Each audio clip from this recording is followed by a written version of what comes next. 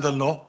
Because there are laws already on syndicated estafa for those working in companies that have trust and confidence. Tapos kinuha nila yung pera. Syndicated estafa, I think, is non-bailable. Yes. And there's also the law on plunder, which is also non-bailable if they steal over 50 million pesos. So I'm not sure if we're going to, putting this in this law, will it amend the other penal provisions of the penal code? I'm not a lawyer. Yes, Secretary. Your Honor, that we're of the opinion, there are existing laws that apply to these instances, so we Yeah. deny we do not accept. Yeah, I'm just worried. Because whenever we raise this issue, Tito Frank, who I love very dearly, was a minority floor leader, would always point out to me when we increase the penalties in certain laws that there are already laws in place for that particular penalty. So I'm just worried na if we impose different punishments and penalties, we might be amending it might be either too excessive, and we may be amending existing penal provisions. So my appeal to the lady senator, maybe, I don't know, putting a certain section on embezzlement. Although I understand their point. Absolutely. Yes, thank you, Mr. President, and thank you, good sponsor. In response to the first question of the good Senate President, no, it was not the intent with this proposed amendment to amend the revised penal code. This is a special law, and also I would like to cite the existing section 50 on other violations, separate liability, that liability for any of the foregoing offenses shall be separate from any other administrative, civil, or criminal liability under other laws. Okay.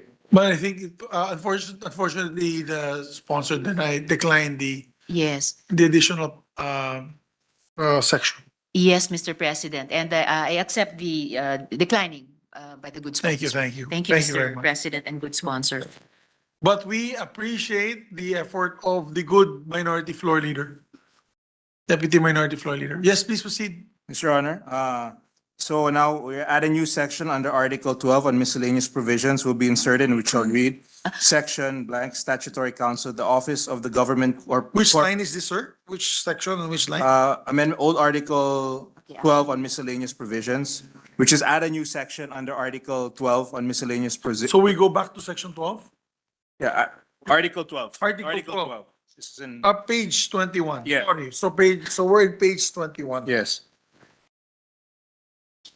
So we are in page 21. There are no ulterior amendments before that. I'm sorry, Mr. President, I do have an anterior amendment. Okay, please proceed. Good sponsor, I have an amendment to section 50 regarding other violations and separate liabilities. On page 20, line 32, after the phrase offenses shall be separate from, add the phrase comma, and in addition to. And on the same page, line 33, after the sentence ending in other laws, remove the period and add this sentence that would read, comma, such as, but not limited to, the provisions of the Revised Penal Code, Plunder Act, Anti-Graft and Corrupt Practices Act, Anti-Money Laundering Act, Revised Corporation Code, among others, so that the new provision would then read, other violations, separate liability.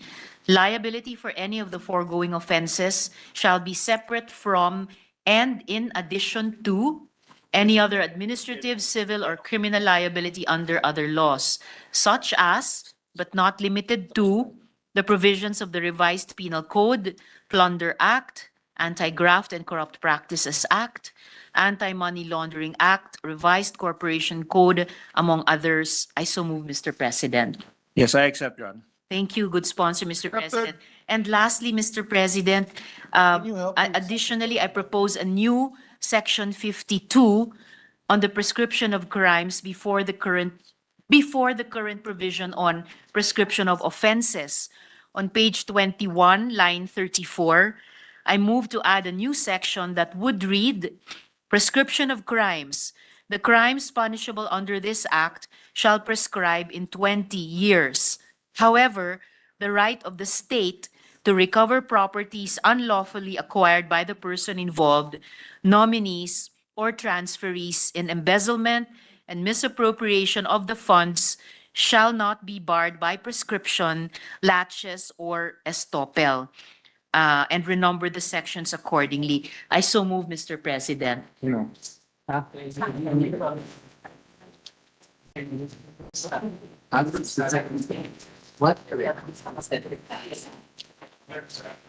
I propose an amendment to the amendment of 10 years instead of the 20.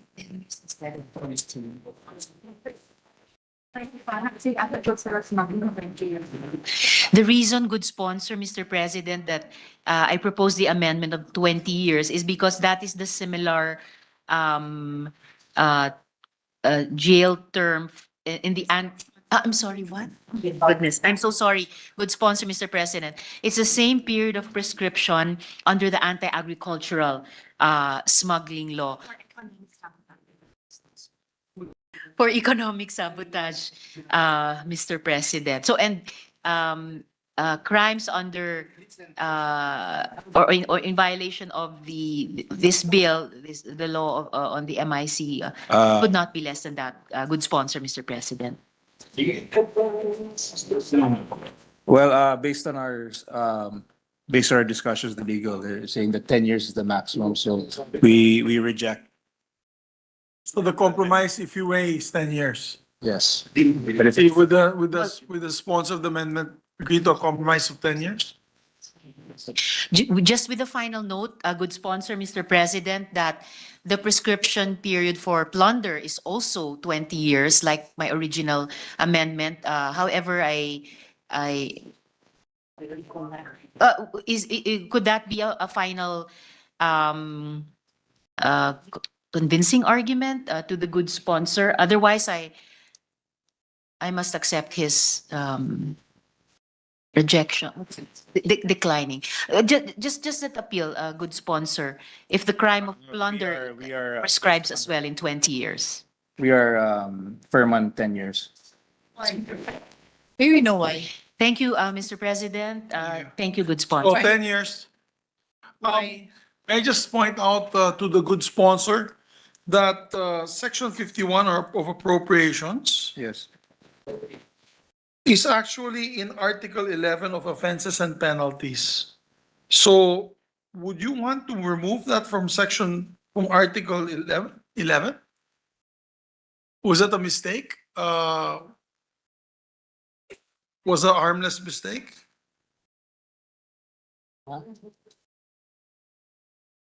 I know. I just saw that it says It's appropriation. renumbered subject to style. So subject to style. Yes. So we will remove it. Well, Renumber this. the idea is to remove it from offenses and penalties and transpose it to possibly Article 12, which is miscellaneous provision. Yes, yes. Okay, subject to style. Thank you. Yes, Senator Grace. Mr. President, just an interior amendment. On line 33, section 50. Are you ready? Yeah. Can we add? Can we add the following, such as but not limited to, Section, which section? section 50? 50, we'll go back to 50, okay. Yeah, 50, interior amendment. Can we add more laws to the list? So, Republic Act number 6713, or the Code of Conduct and Ethical Standards for Public Officials and Employees.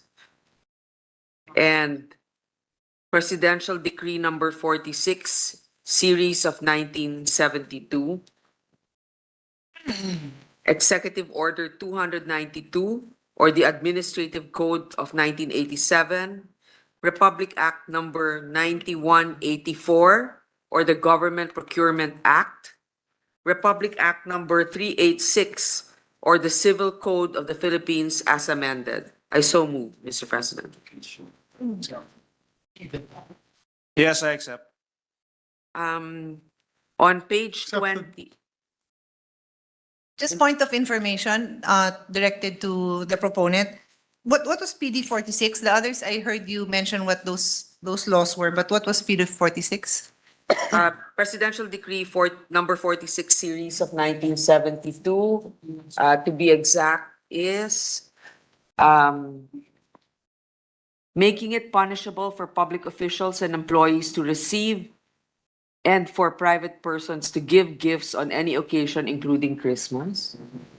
Isn't that already amended? Is that the Graft and Corrupt Practices Act? Just check, no? part of Because the- some of them might already be amending older, kasi PD so it just struck my attention na baka lumang ano na yan. Yeah, I think the correct provision, the correct law is now the Anti-Graft Yeah. and Corrupt Practices Act, which amended that PD. Yeah, that's what I thought, Your Honor. Yes.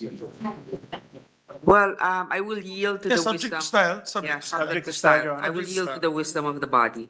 subject to Subject style. style, Your Honor. Kasi mabuhay kung binalik yun tapos na-repeal na. Yes, they're intently listening, the lawyers, all these lawyers in front, so. Much subject to style. much appreciated for enlightening this proponent. On page 20, on line 31, before section 50 on separate liability, insert 3 new sections to read as follows. Section 50, preventive suspension. Any public officer against whom any criminal prosecution under a valid information under this act, in whatever stage of execution and mode of participation, is pending in court, shall be suspended from office. Should he be convicted by final judgment, he shall lose all retirement or gratuity benefits under any law. I so move.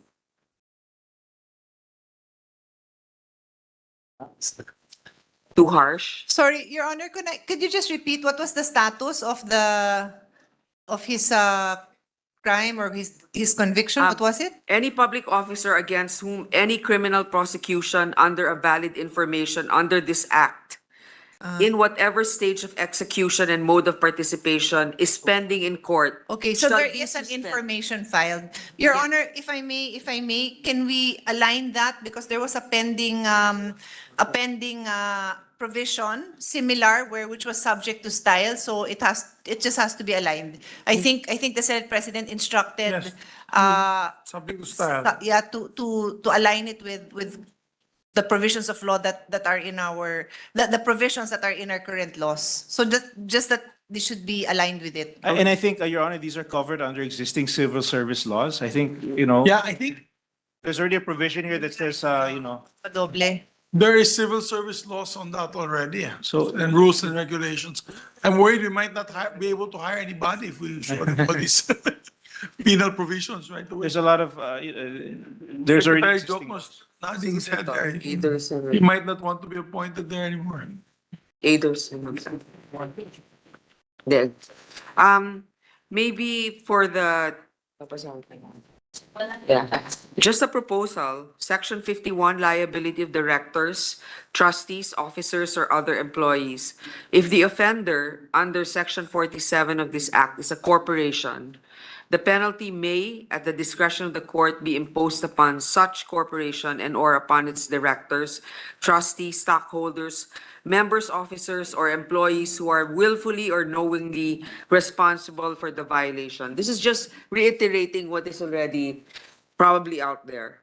Maybe you can read all 3 and then approach, Yeah. we can suspend for 1 minute so that you can approach the sponsor with the written, what you're reading now, and so that we can study it with the team, with the. And so lastly, Mr. President, liability of aiders and abettors and other secondary liability. Anyone who shall aid, abet, counsel, command, induce, or cause any violation of act shall be punished with a fine not exceeding that imposed of the principal offenders at the discretion of the court after taking into account their participation in the offense. I so move. So maybe we. Session suspended for 1 minute so you can approach the bench of Senator Villar.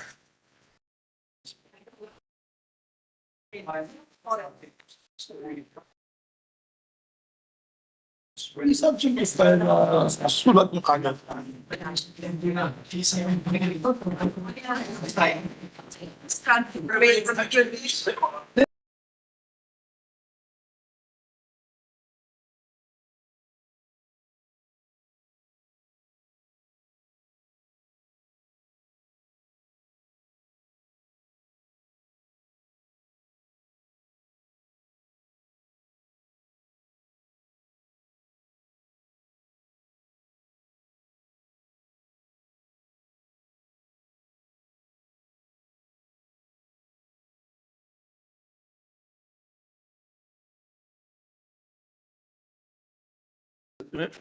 Mr. President, I think the spirit of what the senator is trying to express is we're just really reiterating and reinforcing the existence of these laws and that they apply to Maharlika. So perhaps we can just,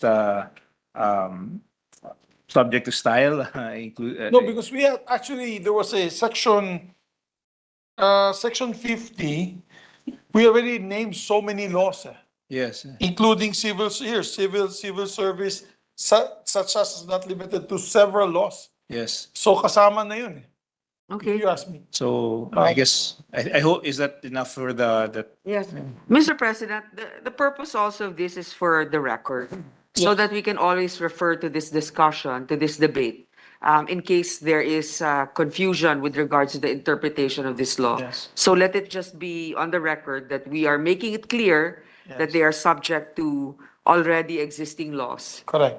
That's all, I Mr. agree. President. Thank Thank you. you. thank you for that. Thank you. Thank you. Okay. Now, Mr. President, I have an amendment in section 48. Oh, a clear amendment, okay. So 48, Yes, Your Honor, this is page 20, line 22. There's an enumeration, directors, officers, or employees, delete the word or, and after employee, agent or representative. And the reason for that is just to be consistent with the previous paragraph that refers to agent or representatives, because it could be an agent or a representative engaging in this graft and corrupt practices, which a director and officer should now be duty bound to also report or sanction. yes, I accept. Thank you, Accepted. Your Honor.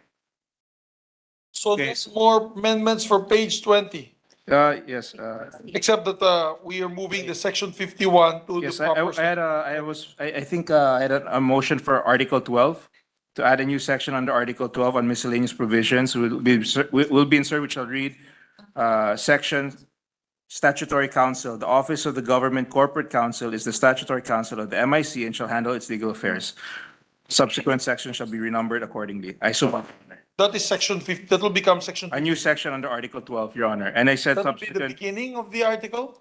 Because Yes, sir. Yes, Your Honor. That'll be the beginning of the article. Yes, and subsequent sections shall be renumbered accordingly. I so move. There be no objection, amendments approved. On page 22, line 3, remove the word "the" before RA 11232. Is that here? There be no objection, On page 22, line 4, insert the phrase after the word Philippines to the extent relevant and remove the phrase which are not in before the word consistent. there are no objections, As, amendments pro- approved. as proposed by Senator Legarda on page 22, insert a new section to read as follows. The MIC shall exist for a term of 35 years from the date of the effectivity of this act unless sooner repealed or extended by Congress. The succeeding provisions shall be renumbered accordingly. I so move, Your Honor. There be no objection, amendments approved. And the Secretariat may do editorial changes subject to style, Your Honor. I so move. There being no objection, the motion is approved. Mr. President. Yes, ma'am, before I congratulate everyone. Yes, before. Mr. President, I have an amendment just for clarity. This was on our previous discussion regarding the compensation and bonuses. If His Honor will recall, there was a proposal to delete section 30 on rewards and incentives, but We then returned it it was decided that we to keep to it. keep it. yes. But Your Honor, after that, after we decided to keep it, we amended section 21 on page 12. And it's a little bit confusing if you try to reconcile. So my suggestion would be to revert to deleting the entire section 30, because if you read section 21, it refers to all the compensation and bonuses to be determined by the board consistent with GOCC Governance Act. And then for the technical positions, the board will also make that determination. So the bonuses for the staff that His Honor was concerned about, that's already covered. To retain section 30 might be confusing, Your Honor. So we'll just go back to the original motion of the Yes. proponent, which is basically to Delete delete section 30 and 31. Is that okay? Yes, I accept. Thank you. And then, Your Honor, go ahead. Accepted. And then, Please take note, we're moving very fast, so the Yes, I know. secretary has to take note. so section 30 is deleted, and And then, 31, right? no, just section 30. And then in section 21, we have a reference to section 30. So we just have to delete that Ma'am, because we it have no longer exists. Article 6, which is rewards, incentives, and termination, are two sections. So we can, if we remove, we'll have to delete the entire Article 6. Yes, because Article 6 is rewards, incentives, termination. So we'll end up deleting section 30 and 31. I leave it to the discretion That of was the the, sponsor. that was the original motion of the sponsor, to delete the whole Article 6. Oh, I have no comment there, Your Honor. Yes. So we will delete the whole Article 6, Your Honor? Yes, Your Honor. Yes. It's And an renumbered accordingly. Sir, it's accepted. Okay. And then, Your Honor, as I was saying, in section 21, for consistency, there is a reference to the performance bonus authorized under section 30. So delete that. So because there is no more section 30. Yes, there's no more section 30 and 31. Yes, so that there's a line that makes reference to section 30. So we have to delete that Yes. line in section 21. That is the amendment, Your Honor. Yes, that is a styling amendment. We just asked the Subject to- secretary Thank you. to remove that, and it's duly noted by the secretary. On, just to be clear as well to our proponent, on page 22, you inserted a new section, but it has no title. On page 22, you said the MIC shall exist for a term of 35 years from the date of effectivity of the act unless sooner repealed or extended by Congress. But it has no, you did not give a title to the corporate term. Shall we call it the corporate term? Term of the MIC. Corporate term of the MIC, Your Honor. Corporate term of the MIC. That will be section 53. And then all the other sections renumbered accordingly. Okay? So is that it, ladies and gentlemen? Malapit na. Yes, sir. Eat Filipino. Senator Robin Hood Padilla. Ginoong Pangulo, huli na po ito. Pasensya na po kayo. Sa pahina 22, ika-19 na linya, seksyon 77, amyendahan ang naturang seksyon upang maging, sa English po, Mr. President, on page 22, line 19, section 57, amend the entire section to read as follows. Section 57, Effectivity. This act shall take effect immediately upon its publication in the official gazette or in a newspaper of general circulation in the Philippines 60 days after the effectivity of this act. Its Filipino translation shall be published in the official gazette or in a newspaper of general circulation in the Philippines. Tinatanggap po ba ng ating magiting at magandang lalaking sponsor? Siyempre po, tinatanggap ko po. Maraming salamat po. Maraming salamat po, Ginoong Pangulo. So, Yes, ma'am. can it be English or Filipino? Baka we have to be clear with that. Yeah, I have. Meron lang pong translation po. Galing po sa English. Kasi English po ito eh. Opo. Itatranslate lang po natin to, Ginoong Pangulo, sa Tagalog, So, sa Pilipino. kasi mas mahal yan eh. Kasi magpe-print tayo sa newspaper, dalawang version. Opo. English and And- Filipino. Opo. Opo. So, Yeah. Ma'am Pia, may comment po kayo, Madam?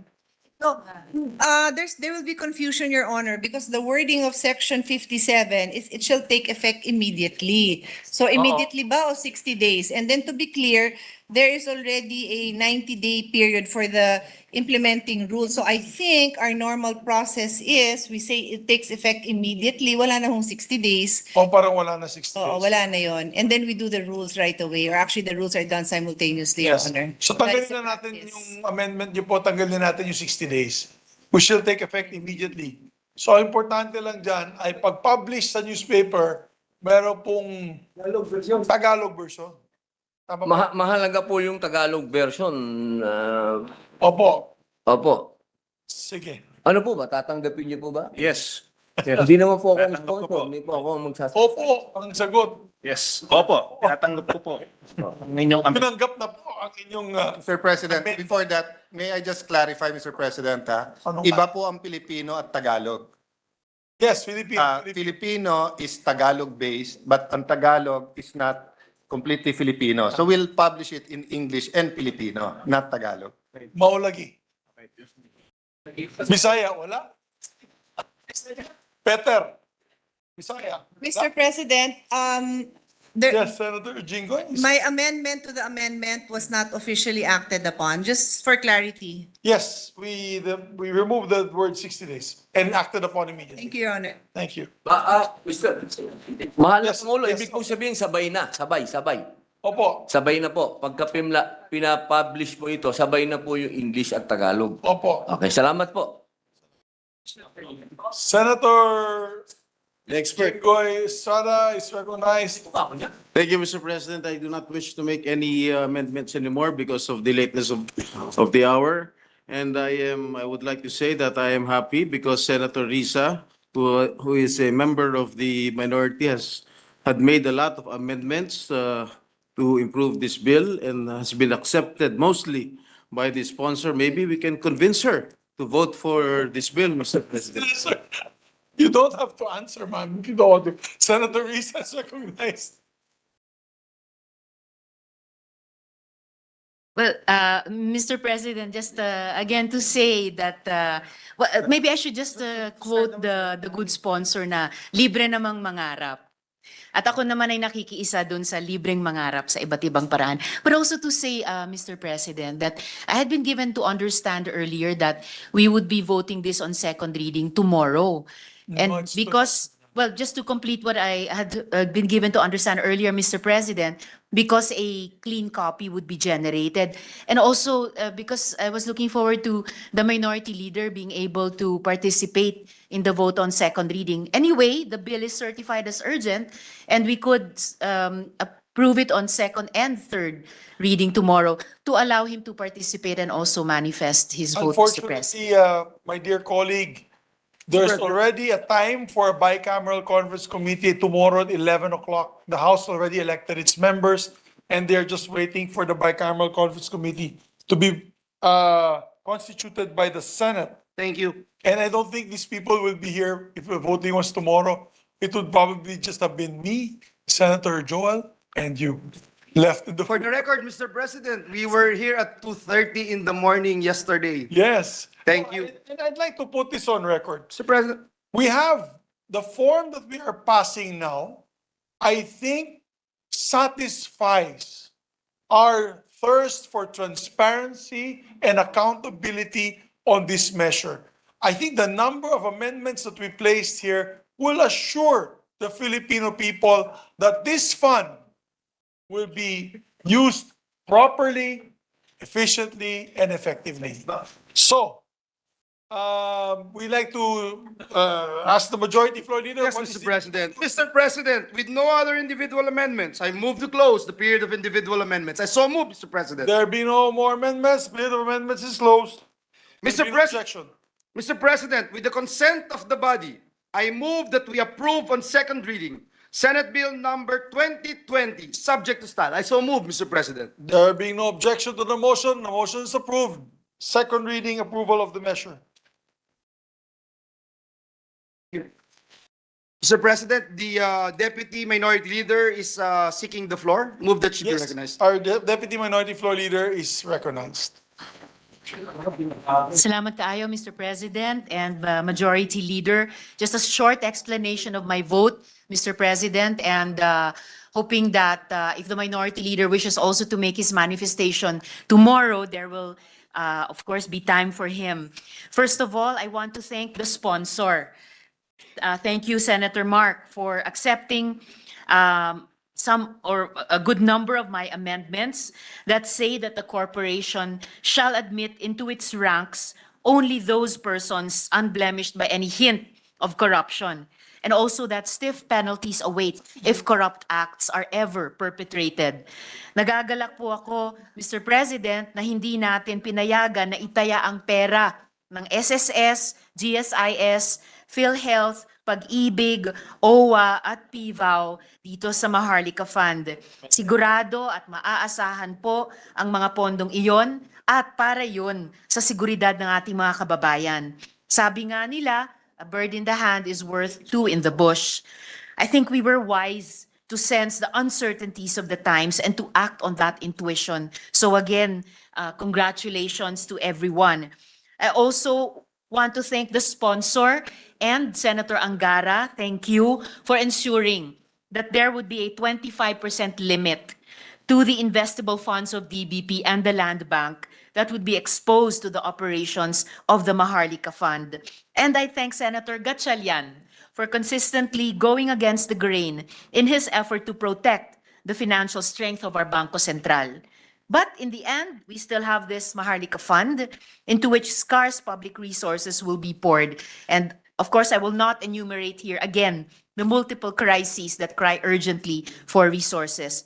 I want to reiterate, however, that I fully agree with the sponsor's belief that a new kind of public financing is needed. We need to learn how to leverage the capital resources that we have so that we could do more with the little that we have. My belief is that the idea of a sovereign wealth fund will make sense sometime in the medium term, perhaps when we have the surpluses. It's ahead of its time, so to speak. But at this time, I think that what we need is to capitalize our GOCCs so that they can venture where the private sector hesitates to go, into utility scale batteries, cold storage for fish and vegetables, PUV modernization, Mr. President. But it is not, to my mind, a Maharlika Fund that is fit for this purpose. These challenges require the sub-sector specific knowledge of risks, opportunities, and regulatory challenges that our GOCCs possess. At a later time, years from now, after the GOCCs have soaked up the little capital that we have and solve the problems that are most real to Filipinos, it is at that point, I think, that the capabilities of a sovereign wealth fund would have come into consideration. At that point, the wealth of publicly funded innovations and businesses already earning their keep can be handed over to the private sector through the financial facilitation of a Maharlika Fund, so that a new round of public investments by our GOCCs and their venture partners can then begin again. For these reasons, I vote no. Maraming salamat po. Dagang salamat, Mr. President. Thank you very much, our dear Deputy Minority Floor Leader. Mr. President, at this juncture, this being a certified measure, Mr. President, I would like to request the Secretary to read the letter of certification from President Ferdinand Romualdez Marcos Jr. Yes, with no objections, I ask the Secretary to read the letter certifying the measure. Malacañang Palace, Manila, 22 May 2023. Senator Juan Miguel F. Zubiri, Senate President, the Philippine Senate, Pasay City. Mr. Senate President, pursuant to the provisions of Article 6, Section 26, Paragraph 2 of the 1987 Constitution, I hereby certify to the necessity of the immediate enactment of Senate Bill number 2020, an act establishing the Maharlika Investment Fund, providing for the management, investment, and use of the proceeds of the fund and for other purposes. With the downgrade of the global growth projection this year on account of debilitating inflation, fluctuating and unstable prices of crude oil and other fuels due to the protracted conflict between Ukraine and Russia, and continuing interest rate hikes in the international financial sector, there is a compelling need for a sustainable national investment fund as a new growth catalyst to accelerate the implementation of strategic and high-impact large infrastructure projects that will stimulate economic activity and development. Best regards, very truly yours, the President of the Republic of the Philippines. Mr. President, thank you. And with the consent of the body, I move to consider on third reading Senate Bill number 2020. I so move, Mr. President. There being no objection to the motion of the majority floor leader, we now instruct the secretary to please read the title of the measure and proceed with the third reading. Roll call vote. An act establishing the Maharlika Investment Fund, providing for the management, investment, and use of the proceeds of the fund and for other purposes. Roll call vote. The Honorable Senator Angara, Senator Binay, Senator Cayetano Alan, Senator Cayetano Pia, Yes. Senator De La Rosa, Senator Ejercito, Senator Escudero, Senator Estrada, Senator Gatchalian, Senator Go, Senator Go. Ah, yes. Senator Ontiveros, Senator Lapid, Senator Legarda, Senator Marcos, Senator Padilla, Senator Pimentel, Senator Poe, Senator Revilla, Senator Tolentino, Senator Tulfo, Senator Villanueva, Senator Villar Cynthia, Senator Villar Mark, the Senate President. Yes.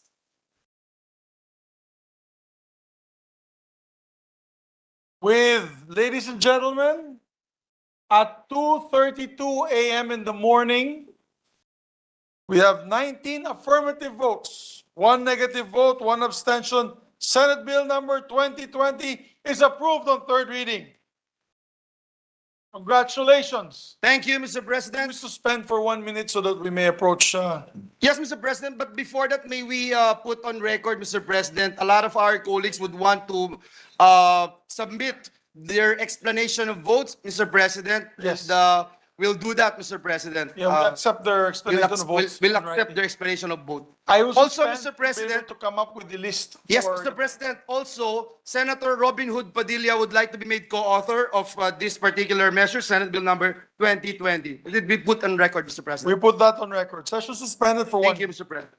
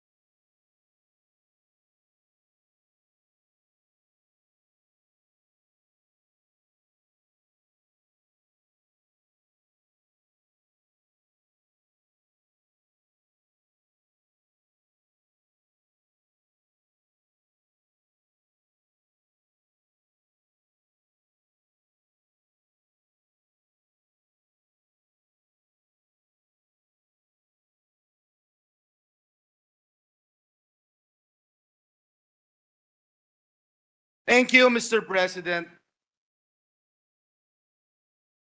I already said. Kanina. Thank you, Mr. President. Mr. President, with the permission of the body, I move that we proceed to the Senate President's designation of Senate conferees to the Bicameral Conference Committee on the disagreeing provisions of Senate Bill number 2020 and House Bill number 6608, entitled Maharlika Investment Fund Act of 2023. I so move, Mr. President.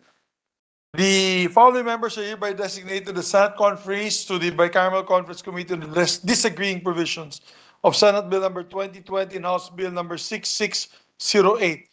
They are the chairperson, Senator Mark Villar, and to be joined by Senator Pia Cayetano, Senator Bato de la Rosa, Senator Sherwin Gatchalian, Senator Francis Tolentino, Senator Alan Cayetano, and Senator Coco Pimentel on the part of the minority.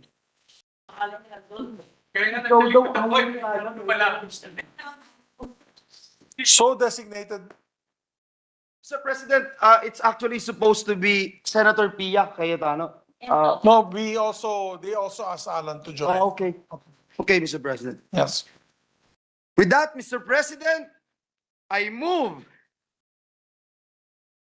that we adjourn the session until 4 o'clock in the afternoon of Wednesday, May 31, 2023. I so move, Mr. President.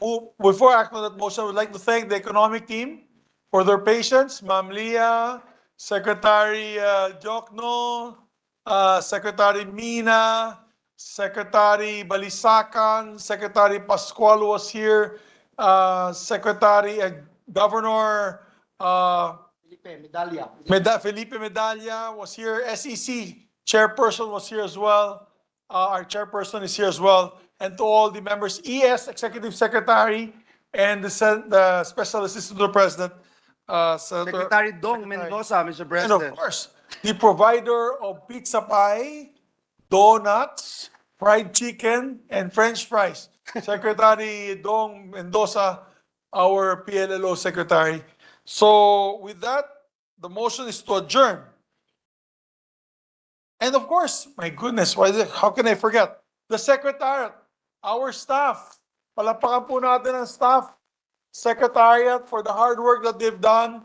Pasensya na lang po, minsan ay minit ang ulo, but you guys did the job very, very well done with your job. So, we adjourn.